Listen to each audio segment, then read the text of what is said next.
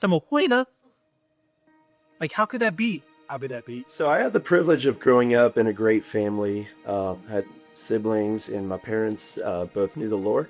They brought us to church, and my older sibling was quite a handful and pretty difficult. And so I was the very easy, compliant child. People in the church thought I was a really good kid, and so I started thinking I was a really good person.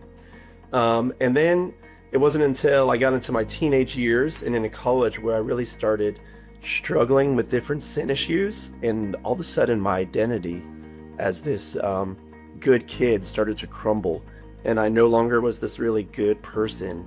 I saw this deep sin issue in my life, and so it caused me to walk away from my faith. And so actually I spent my freshman year of college pursuing other things. I started looking into other religions. So I went to this camp, and I was like, if I go up to the altar, I think my cousins will follow me, because I had some great influence on them. And so I walked up to the altar, and they actually came up too. I hope that was genuine for them. But I remember being up there and praying like to God, saying like, God, I know it's too late for me, but please just save my cousins and draw them to yourself.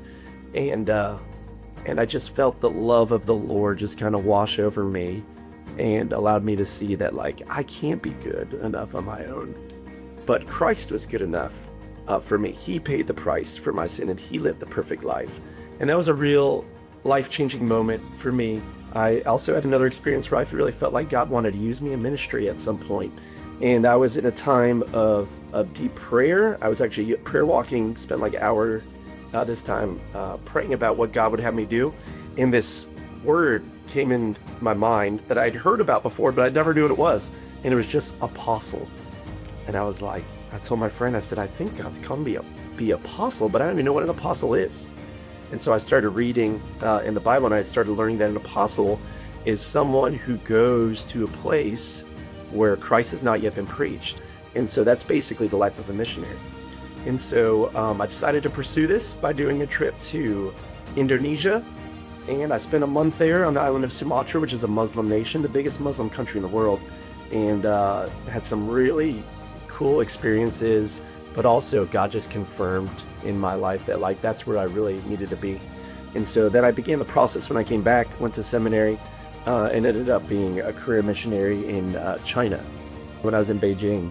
And standing up on this this platform and looking out over the city, and just being overwhelmed by the fact that there are millions of people, and none of them know who Jesus was.